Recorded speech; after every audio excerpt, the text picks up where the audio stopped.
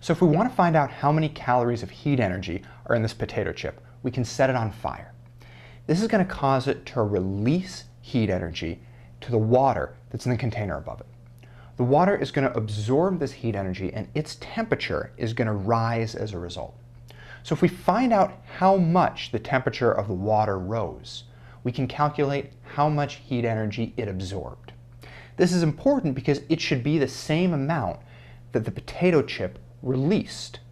And that should be the same amount that the potato chip had in it to start with before it started releasing it to the water. So to calculate how much heat energy the water absorbed, we're going to use this equation. Q equals m times c times delta T.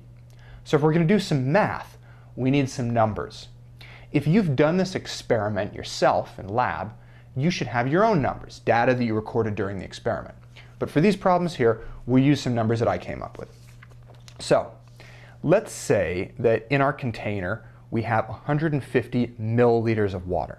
Now remember, 1 milliliter of water has a mass of 1 gram, which means that 150 milliliters of water have a mass of 150 grams. We'll also need to know the temperature change for the water. So the initial temperature before we started burning the potato chip under the water is 21 degrees Celsius, and then after the potato chip is finished burning, the final temperature is 85 degrees. Okay? So now we can start working with some variables in this equation. Let's talk about what they are. So Q is going to be the heat absorbed by the water. This is the variable that we're going to be solving for. M is the mass of the water.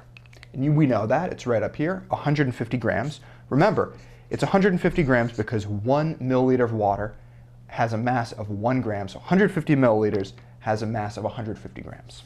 Now C, the specific heat of the water. So specific heat is how many calories are required to take 1 gram of water and raise its temperature by 1 degree Celsius. You might remember that for water, this is 1 calorie is required to raise 1 gram of water by 1 degree Celsius. So that's what all these units are. If you didn't remember this, you could easily find the number for water-specific heat on the internet or in a book. Okay, now finally delta T, the change in temperature of the water. So to find delta T, we're going to do the final temperature minus the initial temperature. So we're going to do 85 degrees Celsius minus 21 degrees Celsius.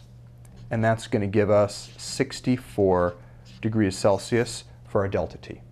Now we have M and C and delta T. So we can plug these into the equation.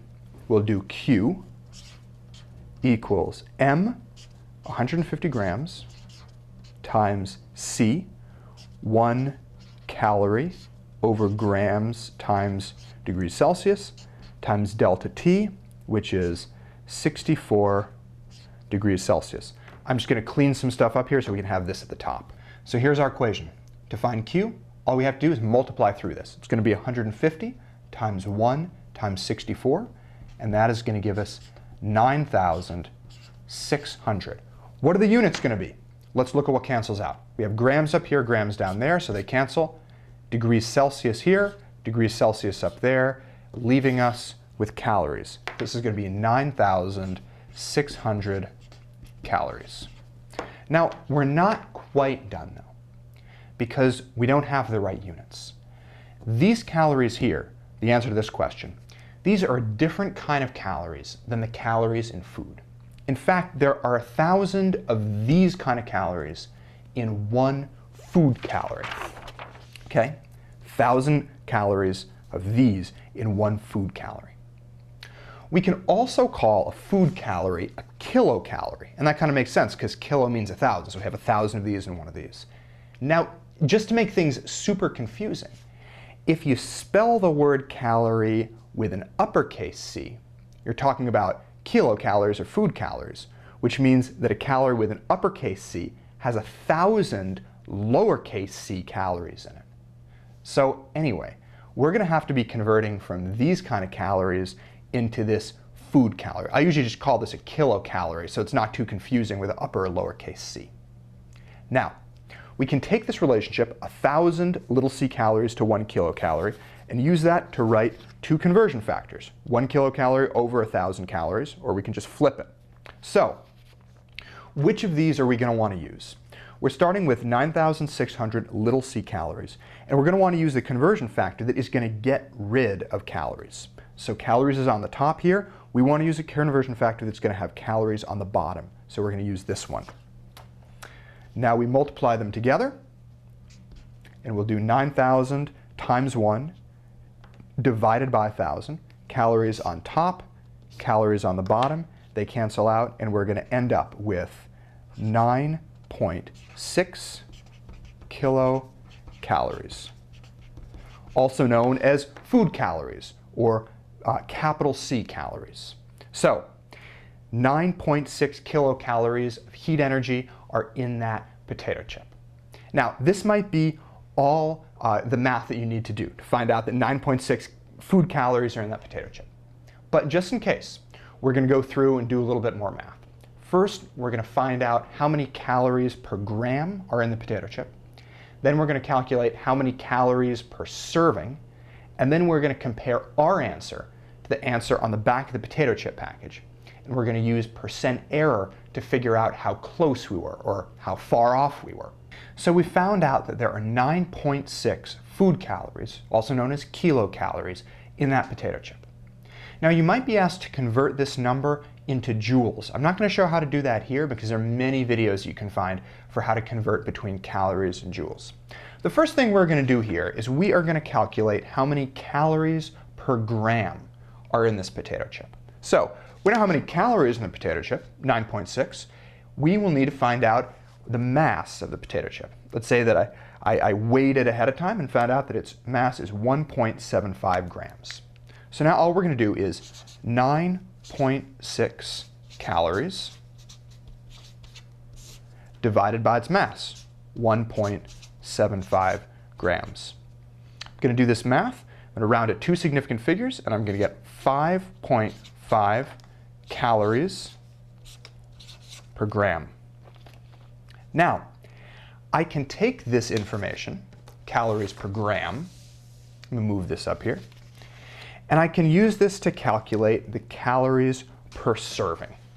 In order to do this, I'm going to have to look on the back of the potato chip package to the nutrition facts, and it's going to tell me what the serving size is, right? This is like the amount that you're supposed to eat in one serving. So here for this potato chip package, it says that the serving size is 34 grams. So how many calories are in one serving? We know how many calories are in 1 gram, and we know how many grams are in one serving. So this shouldn't be too difficult. What we're going to do is we're going to take our serving size of 34 grams and multiply it by our calories per gram. So 5.5 calories per gram. The grams are going to cancel out. I'm going to go through and do the math. 34 times 5.5, and that's going to give me 190 calories in one serving. So we got 190 calories. If we look on the back of the package, it says that amount of calories per serving is actually 210. So we were a little bit off. So let's calculate percent error to find out how off we were.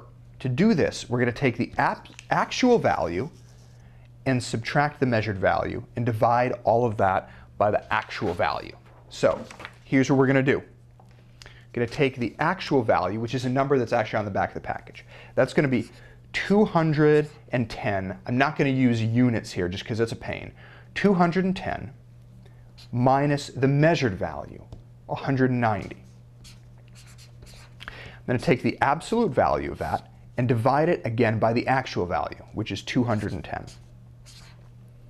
And I'm then going to multiply that by 100%. So when I do this out, I get a percent error of 11%. And that tells us how far off we were. Now here's a question. Why were we off? Why was this number smaller than it should have been if we'd done the experiment perfectly? Well, here's a reason why. Remember that we're assuming that all of the energy that that burning potato chip releases goes into the water.